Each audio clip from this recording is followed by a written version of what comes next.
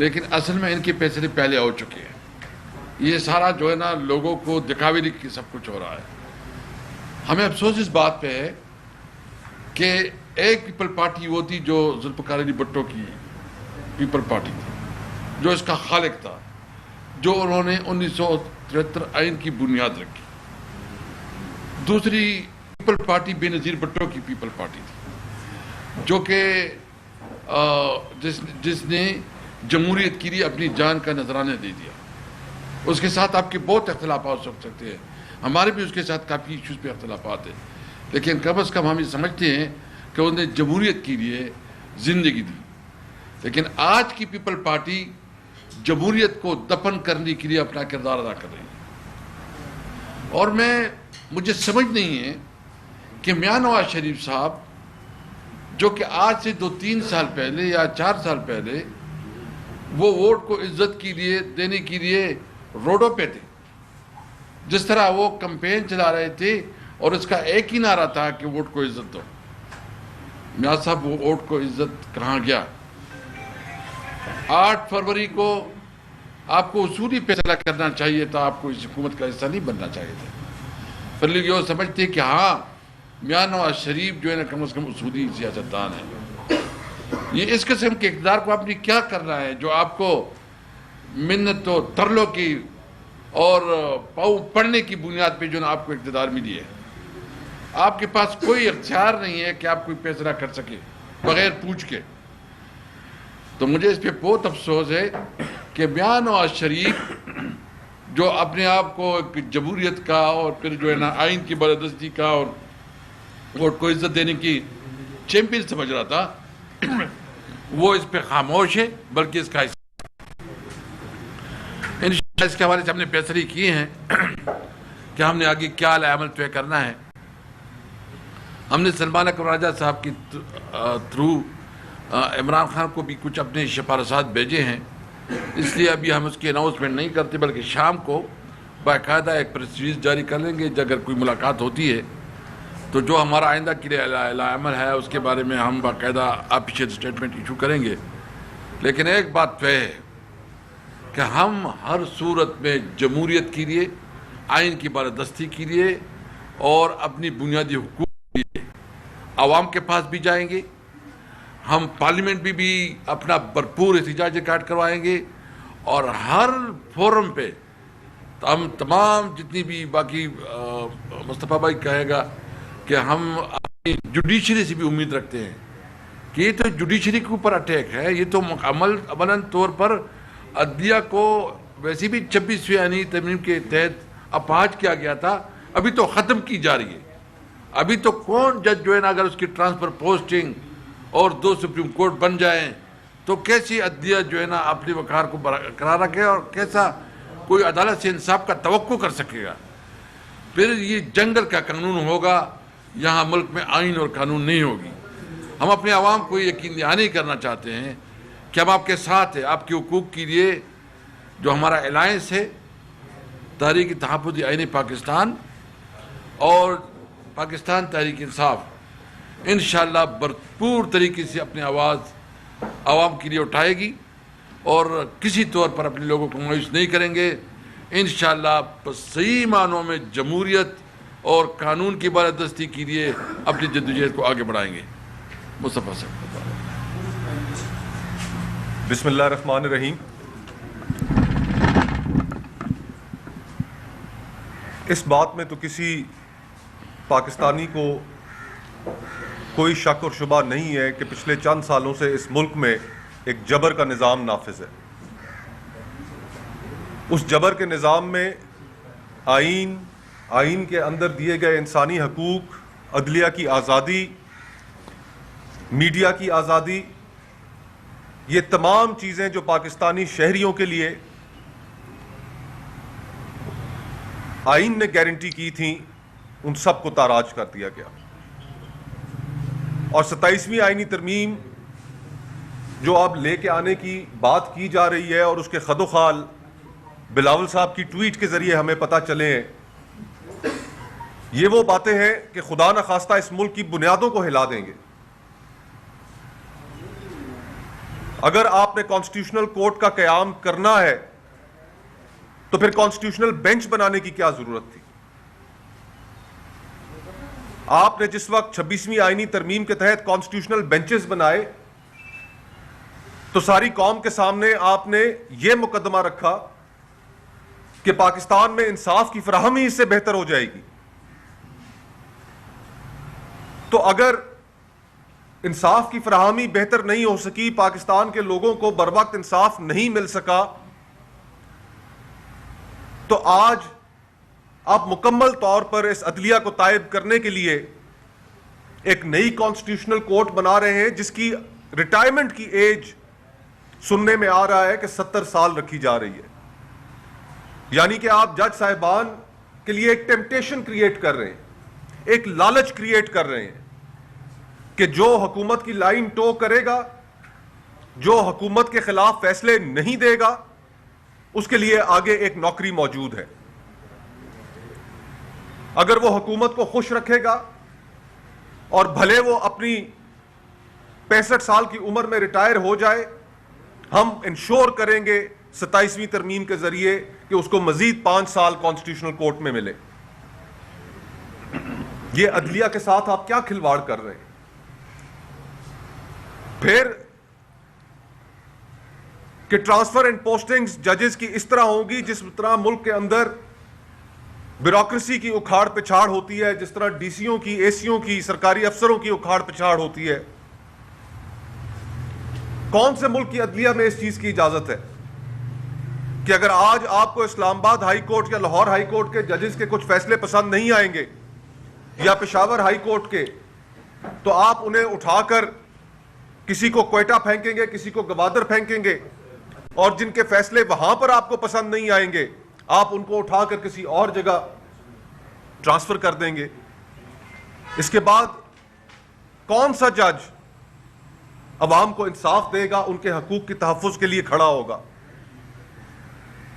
پھر آپ نے یہ بھی نوید سنا دی کہ اس ملک کے اندر انگریزوں کا چھوڑا ہوا ایک کلونیل لیگیسی، ایگزیکٹو میجسٹریسی کا نظام، کہ جس کے تحت حکومت کو عدالتی اختیارات حاصل تھے، حکومتی افسران کو، کہ آپ اس کو بحال کریں گے.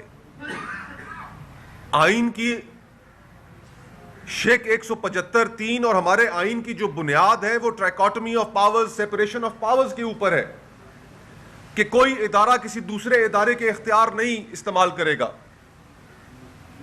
اور آپ پھر سے وہی انگریزوں کا کالا قانون واپس لے کر آنا چاہتے ہیں.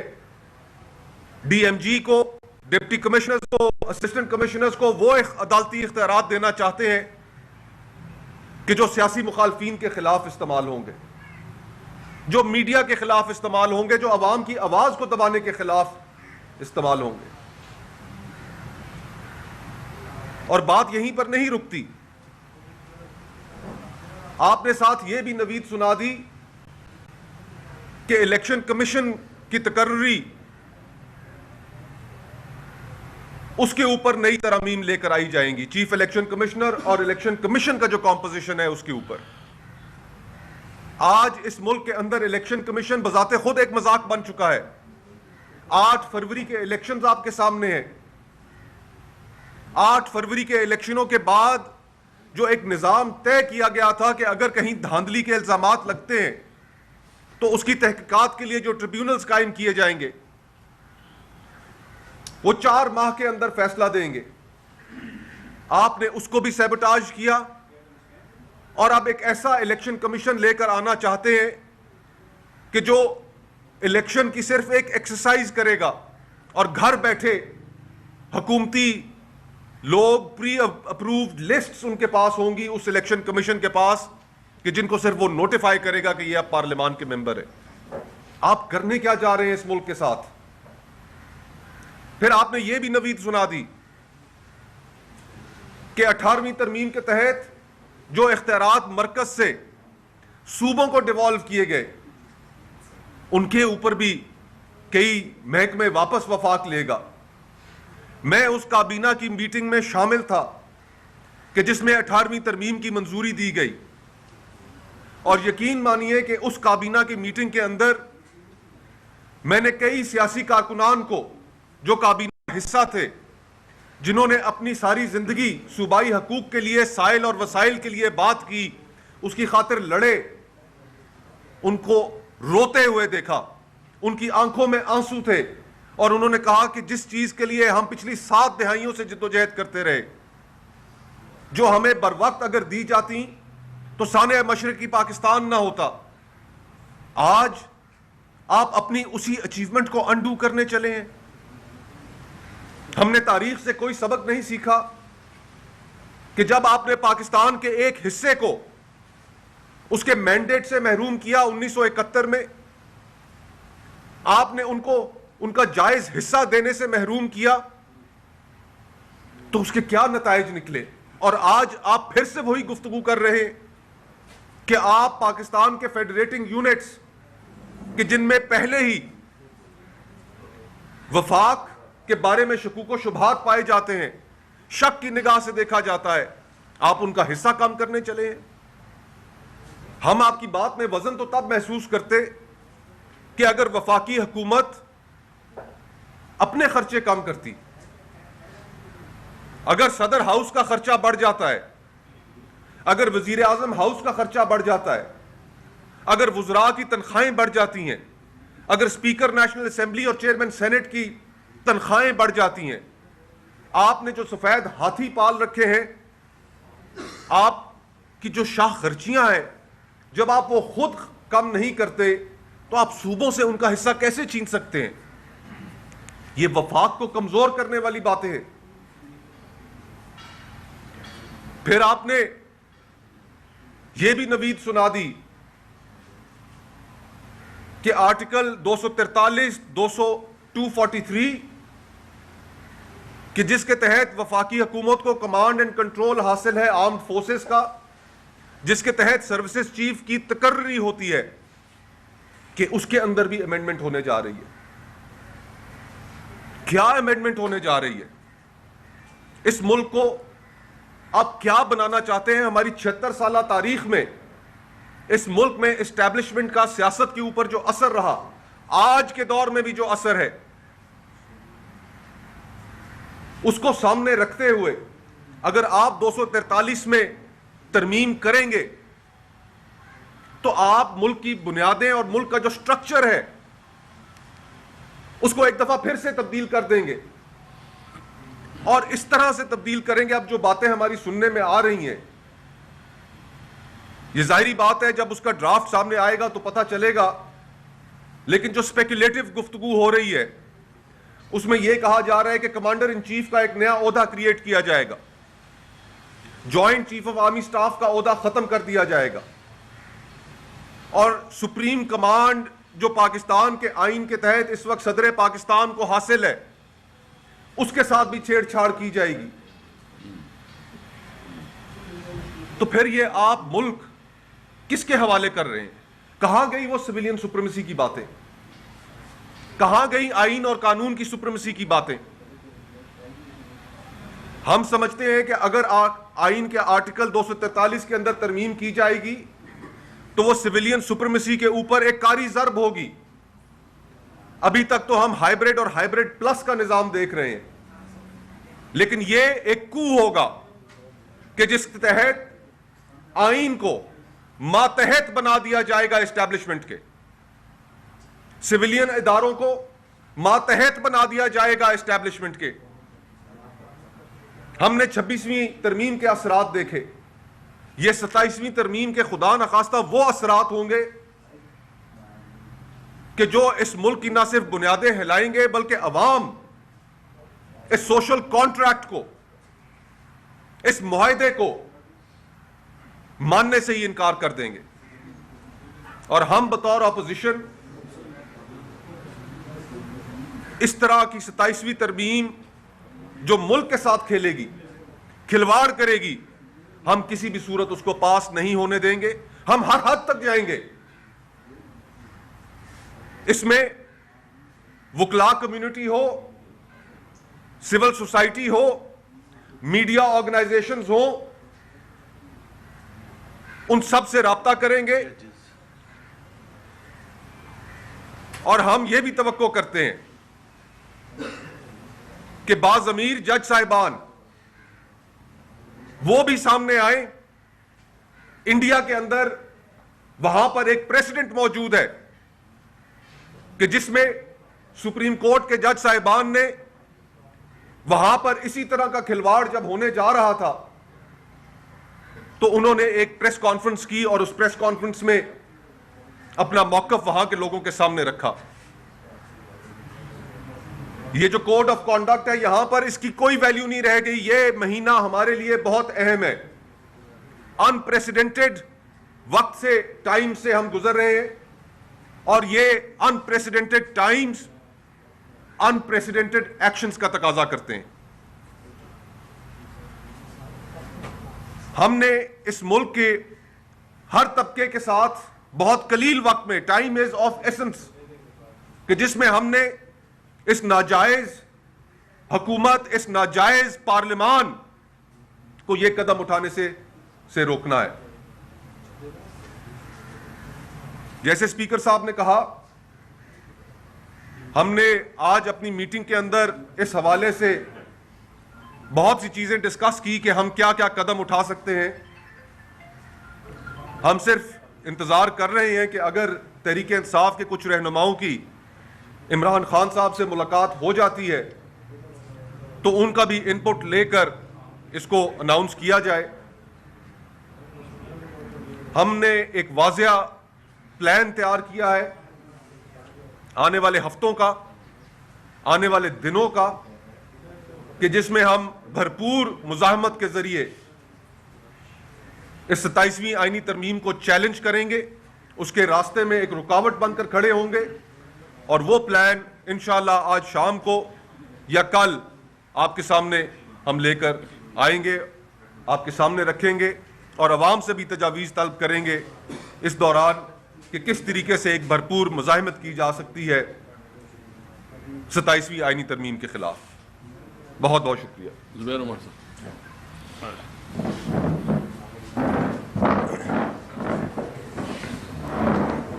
بسم اللہ الرحمن الرحیم. معیشت پر ہم نے آج کرنی تھی.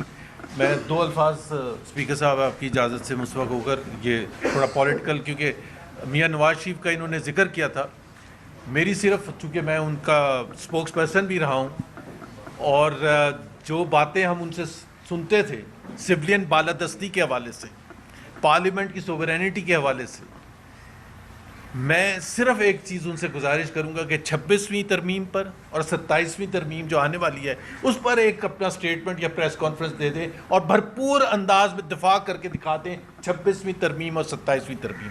میرا خیال ہے وہ پاکستان مسلم لیگ کے پریزیڈنٹ ہیں اینڈ آئی تھنک پوری قوم ان سے توقع کرتی ہے کہ وہ بھرپور مخالفت کریں گے اس کی, کیونکہ جو انہوں نے ہمیں سبق سکھایا تھا انہوں نے تو ووٹ کو عزت دو کا سبق سکھایا تھا. یہ اس سے زیادہ نہیں بولوں گا, بٹ وی ایکسپیکٹ کہ میاں نواز شریف اس کروشل موقع پر اپنا رول پلے کریں گے اور اپنے بھائی صاحب جو کہ پرائم منسٹر ہیں اور اپنی کابینہ کے لوگوں کو پارلیمنٹ کو روکیں گے یہ سب کرنے سے. معیشت کے حوالے سے ہم نے پلان کیا تھا, چونکہ کل آپ کو پتہ ہے کہ وزیر بہت بھاری بھرکم وزراء انکلوڈنگ دا فائنینس منسٹر سب نے ایک پریس کانفرنس کی معیشت کے حوالے سے, اور ہم سوچ رہے تھے, میں تیمور جھگڑا ہم بات بھی کر رہے تھے کہ آج پتہ نہیں کیا خوشخبری سنائیں گے, کیا کچھ بتائیں گے کہ معیشت میں کتنا زبردست کارنامے انجام دیے گئے ہیں.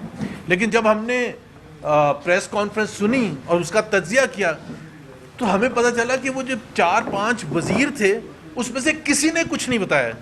اب میں آپ کو بتاتا ہوں کہ بتایا کیا تھا اور کیا نہیں بتایا, اور کبھی نہیں اس پر بات کریں گے. وزیر خزانہ صاحب نے مبارکباد پیش کی پاکستان کی قوم کو کہ سٹاف لیول ایگریمنٹ IMF کے ساتھ ہو گیا. مطلب اس سے زیادہ مذاکرہ خاص چیز نہیں ہو سکتی, اس سے زیادہ پاکستانی قوم کے ساتھ مذاق نہیں ہو سکتا. پچھلے 30 سال میں تقریباً پاکستان کے 25واں IMF پروگرام ہے اور ہر IMF کے پروگرام میں ہر 3 مہینے کے بعد تقریباً ایک سٹاف لیول ایگریمنٹ ہوتا ہے. تو تقریباً جس ملک نے پچھلے 20-25 سال میں 150 سے 200 سٹاف لیول ایگریمنٹ کیے ہیں جس سے پاکستان کی معیشت، پاکستان کے عوام کو کوئی بہتری نہیں آئی. یہ مبارکباد دینے کے لیے پریس کانفرنس کر رہے ہیں. مطلب آپ ذرا انتہا دیکھیں، کبھی بات نہیں کریں گے.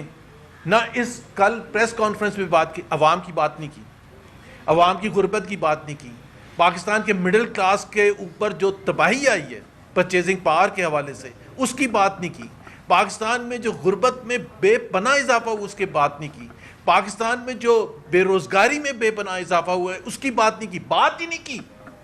نہ بے روزگاری، نہ مہنگائی، نہ غربت، نہ مڈل کلاس کی، نہ سیلریڈ پیپل جو لوگ ہیں ان کے اوپر جو تباہی کی گئی ہے ٹیکسز کی مد میں اس کی بات نہیں کی گئی.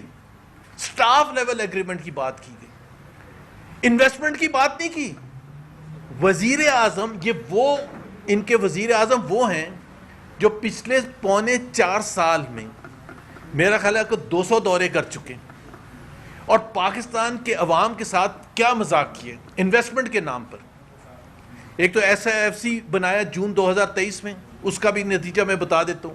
لیکن جو وزیر اعظم صاحب نے باہر گئے ہیں اور کچھ صدور اور وزراء اعظم پاکستان آئے ہیں دوسرے ممالک کے، پتہ نہیں کوئی 200 ایم او یو سائن کیے، میمورینڈم آف انڈرسٹینڈنگ، جس کی ٹوٹل رقم جو تھی تقریباً $25 بلین سے زیادہ تھی. $25 بلین ہر دفعہ بتایا گیا. ابھی پچھلے ہفتے 10 دن پہلے سعودی عربیہ گئے، پھر 2-3 ایم او یو سائن کیے. مطلب کوئی شرم بھی نہیں آتی کہ بھائی پچھلے کبھی کچھ نہیں آیا. آپ $30 بلین $25 بلین کے ایم او یو سائن کر چکے ہیں، ایک دھیلا نہیں آیا. آپ پھر قوم کو نوید سنا رہے ہیں. ان کے وزراء آتے ہیں کہ دیکھیں جی کتنا بڑا ایم او یو سائن کر لیا. حالت یہ ہے کہ وہ جو ایم او یو سائن کرتے ہیں دوست ممالک کے ساتھ فورن ڈائریکٹ انویسٹمنٹ کی مد میں آنے کے لیے، اس وقت جیسے میں بات کر رہا ہوں $70 million F D I minus, plus بھی نہیں. پچھلے ایک سال میں $1 بلین میں کی کمی آئی ہے ایف ڈی آئی میں. اور باتیں سن لیں، ابھی پھر چلے جائیں گے. ابھی ہم سنیں گے کل یا پرسوں جا رہے ہوں گے ملائیشیا یا سعودی عربیہ یا کسی عرب ممالک اور کہیں گے، وہاں جا کے کہیں گے کہ، اور اتنی بھاری بھرکن ٹیم ساتھ ہوتی ہے. مجھے تو سمجھ نہیں آتی کرتے کیا ہیں.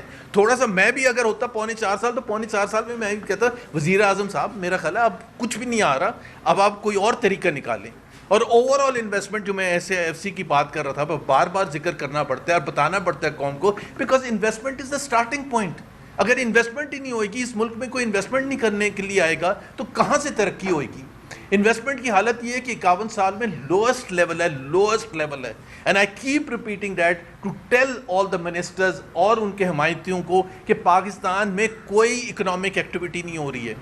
اور اکنامک ایکٹیویٹی کی آپ انتہا دیکھیں جو ہم پہلے بھی ذکر کر چکے ہیں، اور میں اس وجہ سے اس کا دوبارہ ذکر کروں گا کہ آج ایک کمپیریزن بھی آیا ہے کہ پاکستان کی جو جی ڈی پی گروتھ ہے، جو سب بنیاد ہے کہ تمام اکنامک ایکٹیویٹی کا نچوڑ ہے کہ جی آپ کے ملک میں عوام کو فائدہ ہوا ہے، نقصان ہوا ہے، ترقی ہوئی ہے، نہیں ہوئی ہے، وہ جی ڈی پی گروتھ میں آ جاتا ہے. 1.62% پچھلے 3 سال کا شہباز شریف کی حکومت کا average G D P growth rate رہا ہے. اس سال جو آپ کہہ رہے ہیں، کوئی ورلڈ بینک کہہ رہا ہے 2.7%، کوئی کہہ رہا ہے 2.8%. اس سال بھی in comparison with all the other regional countries, India, بنگلہ دیش، سری لنکا، یہ تمام کا جو ایوریج گروتھ ہے وہ 5.8% ہے. ابھی آپ ذرا دیکھیں، اندازہ لگائیں کہ یہ جو نااہل وزیر اعظم ہیں، نااہل کابینہ ہے، یہ 3.25 سال میں پاکستان کو وہاں لا کے کھڑا کر دیا ہے کہ آپ ہر سال پیچھے چلے جا رہے ہیں.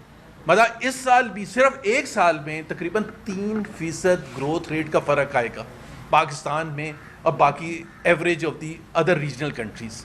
تو جس ملک کی حالت یہ ہو، میں تبھی آپ کو بار بار کہتا ہوں کہ میں پوری پریس کانفرنس سنی، میں نے ایک وزیر سے یہ نہیں سنا کہ غربت کے بارے میں بات کی.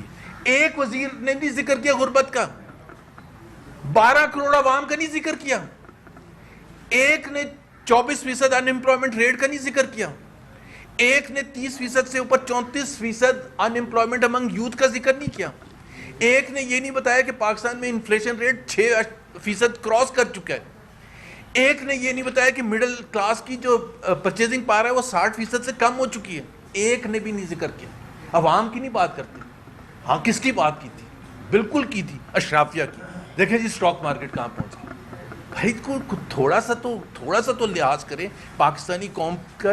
اتنا تو لحاظ کریں کہ آپ عوام کو یہ تسلی تو دیں کہ جی ہم آپ کی بہتری ابھی ہونے والی ہے. غربت کم ہوگی, بے روزگاری کم ہوگی, امپلائمنٹ جنریشن زیادہ ہوگی, انفلیشن کم ہوگی, اور جو دوسری انویسٹمنٹ زیادہ ہوگی. کوئی ایک اشاریہ نہیں. سرکولر ڈیٹ پہ صرف جھگڑا صاحب ایک میں ذکر کر دوں. سرکولر ڈیٹ کی پاور منسٹر نے بات کی تھی. ایک تو 4.25 سال میں وہ بھی آئے, پرائیویٹائزیشن منسٹر بھی تھے. 4.25 سال میں آپ اسٹیٹ انسٹیٹیوشنز کا حال جو مصطفیٰ نے تھوڑا سا ذکر کیا, 1 ٹریلین روپیز کے لاسز کراس کر چکے ہیں.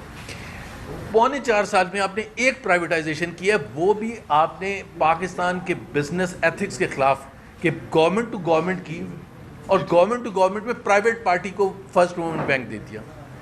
ابھی آپ خود اندازہ لگائیں کہ یہ کتنا ظلم ہے. سرکولر ڈیٹ کم کر دیا. کم کیسے کیا؟ 1.3 ٹریلین روپیز کا آپ نے بینکوں سے لون لیا, ان کو 600 ملین روپیز کا انٹرسٹ انکم جنریٹ ہوگی, اور وہ سارا بوجھ عوام پر لاد دیا. تقریباً پتہ نہیں کتنے روپیز پر یونٹ کا اضافہ اگلے 6 سال تک عوام برداشت کرے گی. تو یہ ایک مختصر جائزہ تھا جو کل انہوں نے وہ کیا تھا. باقی NFC ایوارڈ اور دوسری چیزوں پر جھگڑا صاحب بات کریں گے. تھینک یو, بہت بہت شکریہ جی. میں اس میں ایڈ کرتا ہوں, اور آخر میں جو سب سے امپورٹنٹ پوائنٹ ہے وہ NFC کا جو ہے وہ کہتا ہوں, لیکن جو زبیر صاحب نے باتیں کی ہیں اس میں 2-3 چیزیں ایڈ بھی کرنا چاہتا ہوں. سب سے پہلے تو یہ کہ واقعی جس طریقے سے کل یہ پریس کانفرنس اناؤنس ہوئی, ہمارے خیال میں تو یہ حکومت جو تقریباً 4 سال ابھی رہی ہے, کہ یہ کوئی اپنا پرفارمنس سکور کارڈ بتا رہے تھے کہ ہم پاکستان کو یہاں سے یہاں لے گئے, اور کوئی میرے خیال میں یوٹیوب پہ 1 گھنٹہ 28 منٹ کی ویڈیو پڑی تھی, اور وہ دیکھ کے میں حیران ہوں کہ 6-7 وزیر ہیں, کسی نے کچھ کہا ہی نہیں. لگتا ہے کسی نے زبردستی ان کو بٹھایا تھا کہ جا کے کہو کہ اکانومی پہ بات کرو, کیونکہ بڑی تنقید ہو رہی ہے. اب کچھ کہنے کا نہیں ہے. ان سب نے جو ہے وہ ایک نے 10-10 15-15 منٹ کی سلائیڈز دکھائی ہیں, ایک کے پاس بھی کچھ کہنے کا کچھ نہیں تھا. جیسے زبیر صاحب نے کہا, نہ غربت کی بات, نہ مہنگائی کا کوئی توڑ لانے کی بات, نہ بے روزگاری کی بات. سب اپنے سوٹ اور ٹائی پہن چکے ہیں کیونکہ ان کو تو فرق پڑتا نہیں ہے. FBR چیئرمین صاحب نے بات کی کہ پتہ نہیں کیا ٹیکس ریفارمز آ گئے. ٹیکس ریفارمز تو ہمیں پتہ ہے کہ کیا آئے ہیں, کیونکہ ٹیکس دینے کے بعد آنسو جو ہے وہ نکلتے ہیں. آج سے میں صرف ایک چیز کہنا چاہتا ہوں کہ یہ ٹیکس ریفارم ہے, یہ تو سب کو پتہ ہے کہ 1 روپے انہوں نے تاجروں سے نہیں لیا.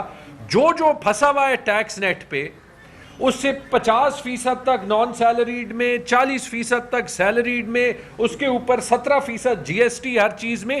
یعنی آپ 3 روپے کا کام کرتے ہیں, 2 روپے آپ سرکار کو دیتے ہیں اگر آپ ٹیکس نیٹ میں ہیں.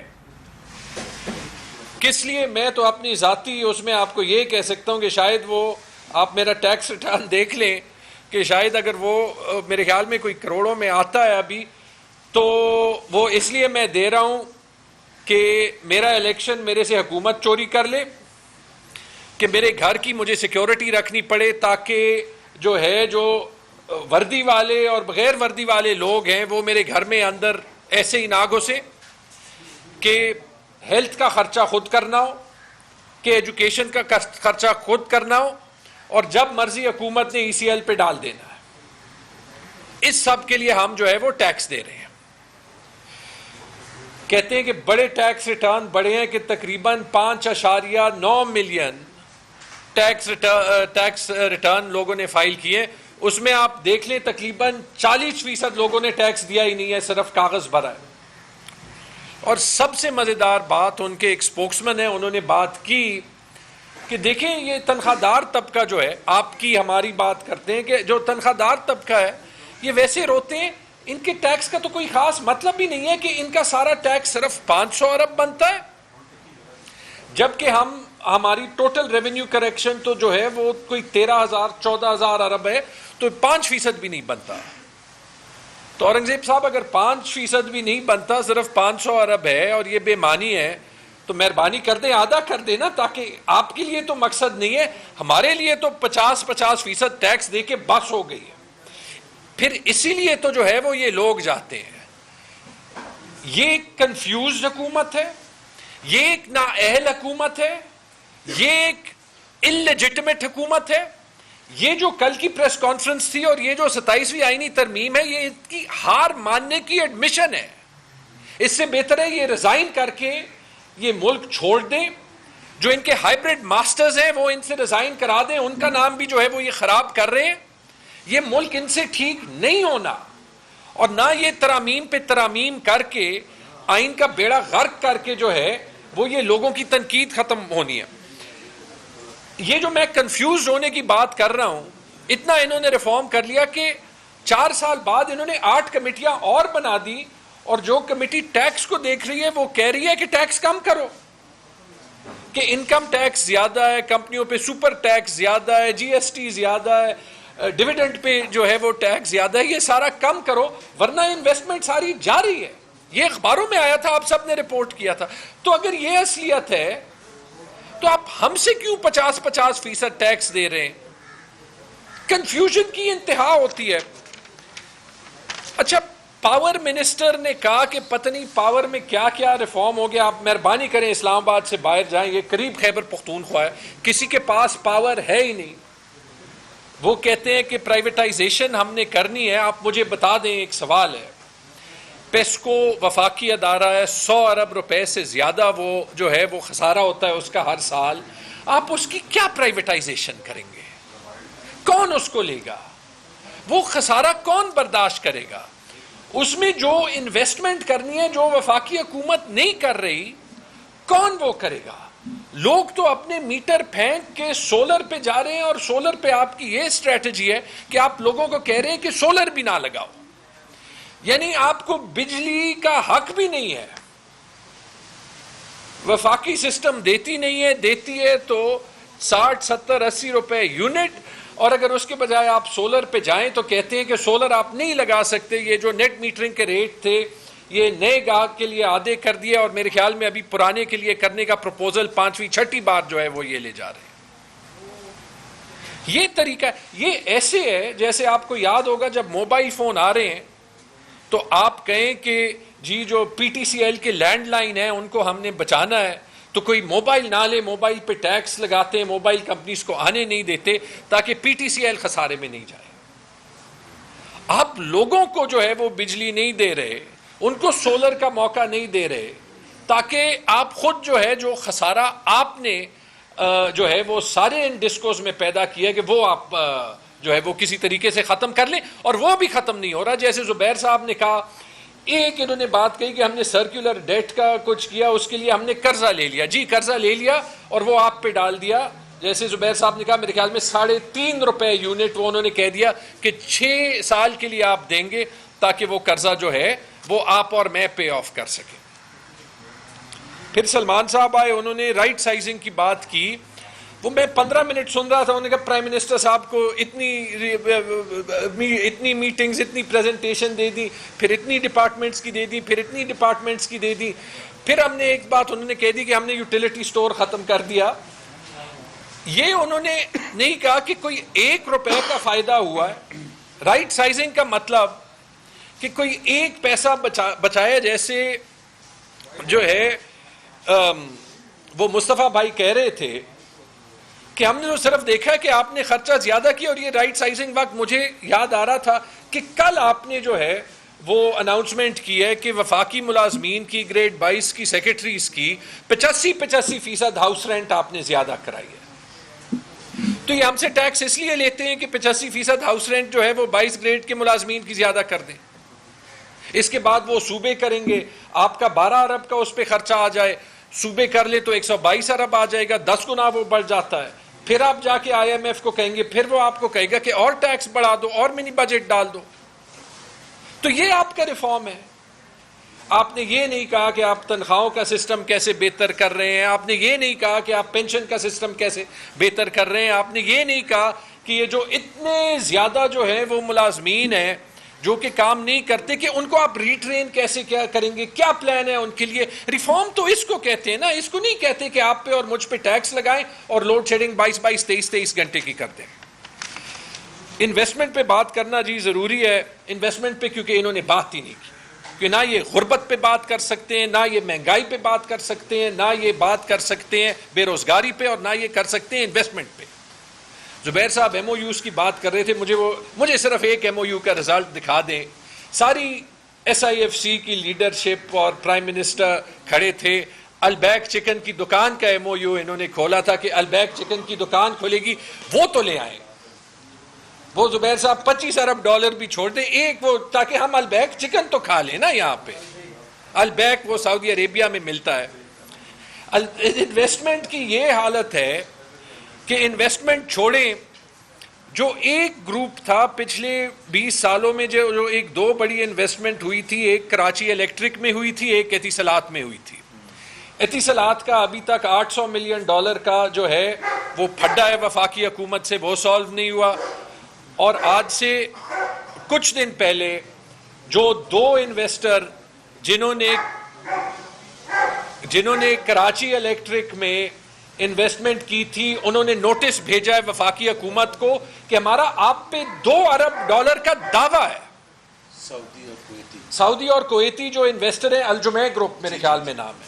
$2 ارب کا کیوں دعویٰ ہے؟ کیونکہ آپ نے کراچی الیکٹرک کی سیل ہونے ہی نہیں دی, آپ اس میں بار بار مداخلت کرتے ہیں, آپ کسی کو منافع بنانے نہیں دیتے.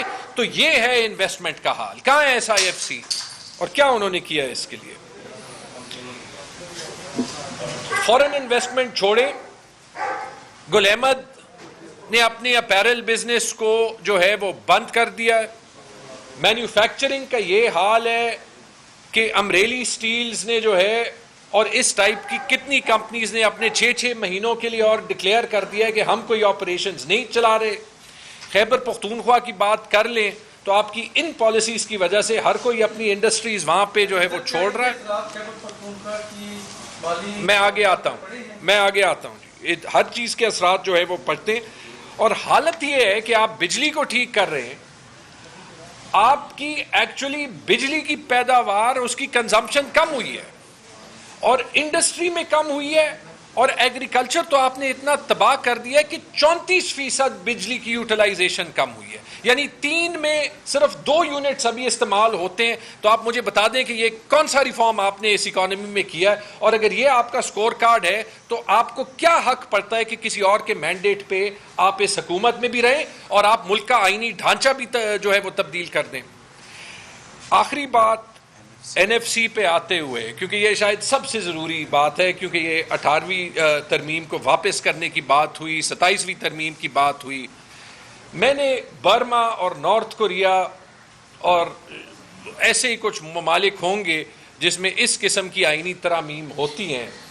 اتنی بڑی آئینی ترامیم بلاول بھٹو کے ایک ٹویٹ کے ذریعے قوم کو پتہ چلے کہ 2 دن میں وہ 3 دن میں پیش ہو رہی ہے.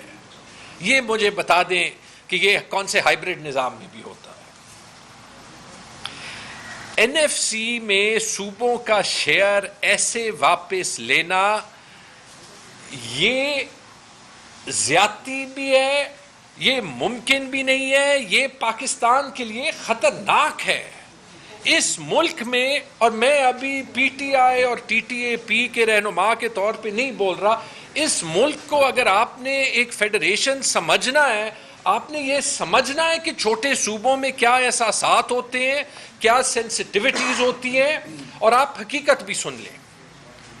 آپ کہتے ہیں کہ وفاق کو جو ہے وہ بڑے کم پیسے ملتے ہیں. یہ آپ دیکھ لیں, یہ میں نہیں کہہ رہا, یہ بزنس ریکارڈر میں آج سے صرف چند دن پہلے حفیظ پاشا صاحب کا آرٹیکل آیا تھا. حفیظ پاشا صاحب کا یہ آرٹیکل ہے این ایف سی ٹرانسفرز کے بارے میں, اور انہوں نے کیلکولیشن کی ہے, اور انہوں نے کہا ہے کہ آج کے سال آئین میں تو یہ ہے کہ این ایف سی کا شیئر صوبوں کو 57% ملے گا, لیکن جب جو آپ صوبوں سے سرپلس چھوڑواتے ہیں, اس سال آپ 1500 ارب چھوڑوا رہے ہیں, جب آپ وہ نکال دیں اور جو آپ پیٹرولیم لیوی میں پیسے وفاق اللیگلی اپنے پاس رکھتا ہے، جب آپ وہ نکال دیں تو صوبوں کا شیئر 57% نہیں، یہ مصطفیٰ بھائی یہ نوٹ کر لیں، 45% بنتا ہے. اور پچھلی این ایف سی میں 7ویں این ایف سی سے پہلے جو فی الحال این ایف سی چل رہی ہے، جو 5ویں این ایف سی اس سے پہلے جو 1997 میں اپروو ہوئی تھی، اس میں صوبوں کا شیئر 49% تھا. آج صوبوں کا شیئر 49% نہیں ہے، 45% ہے. یہ حفیظ پاشا جو ملک کے سب سے بڑے اکانومسٹ ہیں ان کی کیلکولیشن ہے. مقصد یہ ہوا کہ مقصد صوبوں کے شیئر کا نہیں ہے، مقصد ہے کہ آپ فلی فیل ہو چکے، اس ملک کا معاشی ماڈل فیل ہو چکا ہے، اس لیے غربت بڑھ رہی ہے، اسی لیے عوام چیخ رہی ہے. آپ کے پاس پیسہ نہیں ہے. پیسہ لانے کا طریقہ یہ نہیں ہے کہ جن صوبوں کو مزید ٹیچرز چاہیے، مزید ڈاکٹرز چاہیے، جن کے لیے سڑکوں کی مرمت کے پیسے چاہیے، ریسکیو سروس میں انویسٹمنٹ چاہیے، پولیس میں انویسٹمنٹ چاہیے، ان ساری فیسلٹیز میں انویسٹمنٹ چاہیے، اکانومی میں انویسٹمنٹ چاہیے، کہ ان کے بجائے آپ تنخواہوں کے لیے مزید پیسے جو ہے وہ یہاں پہ لیں. انویسٹمنٹ آپ لا نہیں سکتے، غربت کو آپ کم نہیں کر سکتے. یہ پیسے آپ وہاں سے یہاں کر دیں گے، کیا فرق پڑے گا؟ پینشن کا نظام آپ ٹھیک نہیں کر سکتے، تنخواہوں کا نظام آپ ٹھیک نہیں کر سکتے. یہ بتا دیں اگر این ایف سی کا فکر ہوتا تو آپ یہ جو لیک نیوز ہے اس میں یہ نہیں دیکھتے سب سے پہلے کہ جی فاٹا میں دہشت گردی کی جنگ ہے، ان کو 2018 سے انضمام ہو گیا کہ ان کو اپنا شیئر مل جائے. سنا ہے آپ نے؟ اس میں نہیں ہے فاٹا کا شیئر. 7 سال ہو گئے، آپ تو الٹا وفاق کی طرف پیسے لے رہے ہیں. آپ کو اس کے علاوہ یہ بھی پتا ہے کہ خیبر پختونخوا کی میں بات کرتا ہوں کہ وہ پاپولیشن کی شیئر ہی 1997 کے بعد نہیں پڑے.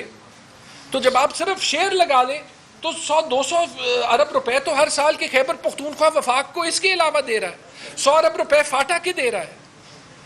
مسئلہ یہ ہے کہ پیسے ہر جگہ کم ہے، معیشت ٹھیک کرنی ہے. معیشت ٹھیک کرنے کے لیے پولیٹیکل سٹیبلٹی چاہیے، ایک مستحکم نظام چاہیے. جس طریقے سے 26ویں آئینی ترمیم پاس ہوئی تھی، اگر آپ اسی طریقے سے ابھی 27ویں آئینی ترمیم پاس کرنے کی کوشش کریں گے، اگر آپ اس طریقے سے ملک کا آئینی نظام جو ہے اس کا بیڑا غرق کرنے کی کوشش کریں گے، آپ نے جو بچا کچھ ہے باقی تو آپ نے کر لیا، تو پھر اس کے خوفناک نتائج ہو سکتے ہیں. میں انفیکٹ ان دی اینڈ یہی کہہ سکتا ہوں کہ جو پولیٹیکل پارٹیز ہیں جو اس کو کامیاب بنائیں گی یا نہیں بنائیں گی، ان دی اینڈ چیلنج ان کو ہی کرنا پڑے گا. D G I S P R تو کہہ چکے ہیں کہ یہاں پہ ہائیبرڈ نظام بھی نہیں ہے. تو جب نہیں ہے، یہ پی ایم ایل این اور پیپلز پارٹی پہ ابھی رسپانسبلٹی ہے کہ جو ووٹ کو عزت نواز شریف دینا چاہتے تھے یا جو جمہوریت بہترین استحکام ہوتا تھا، کہ اب اس کے ڈیفینس میں بلاول ٹویٹ صرف نہ کریں کہ اس کے اگینسٹ سٹینڈ لیں. ہم بھی پھر اس کے ساتھ ہوں گے، اور اگر نہیں لیتے تو پھر اس ملک کی تباہی کا یہی ذمہ دار ہوں گے. بہت بہت شکریہ.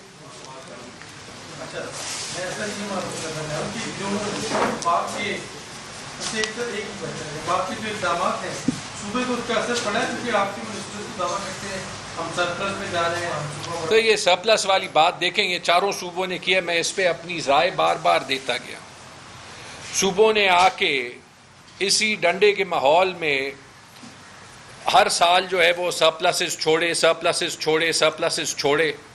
ٹھیک ہے جی، آپ مجھے بتا دیں کہ وہ سرپلسز جو ہیں وہ پرو ایکٹیولی، یہ سیلاب آئے تھے ان کے خلاف نظام بہتر کرنے میں نہیں لگ سکتے تھے؟ بعد میں تو ہم ریلیف پیکیجز جو ہے وہ بانٹ دیتے ہیں نا. ٹھیک ہے جی، پہلے نہیں کر سکتے تھے. آپ کو پتہ ہے کہ ہمارے جو ہے وہ 25 ملین 2.5 کروڑ بچے آؤٹ آف اسکول ہیں. آپ کے پاس جو ٹیچرز کی تعداد ہونی چاہیے اس کی آدھی ہے. کیا یہ ٹیچر ہائرنگ میں نہیں جو ہے وہ استعمال ہو سکتے تھے؟ آپ کہتے ہیں کہ خیبر پختونخوا میں آپ جو ہے وہ پولیس میں زیادہ انویسٹمنٹ کر دیں. یہ 1500 ارب روپے میں آپ فاٹا کو ان کا شیئر بھی دے سکتے تھے، خیبر پختونخوا کو بھی اس کا شیئر مل سکتا تھا، بلوچستان کو بھی مزید پیسے مل سکتے تھے، اور سرپلس بھی چھوڑ سکتے تھے. لیکن اس طریقے سے نہیں. آپ آنکھیں بند کرتے ہیں تو پھر وہ ہوتا ہے کہ آپ کے پاس یہ صلاحیت بھی نہیں ہوتی کہ آپ کو آئی ایم ایف دکھاتا ہے کہ 30 ارب ڈالر کے امپورٹ آپ کے فگر میں نظر ہی نہیں آتے. یہ تو فارم 47 کے الیکشن سے بھی زیادہ بڑا ریکارڈ ہے. Thank you.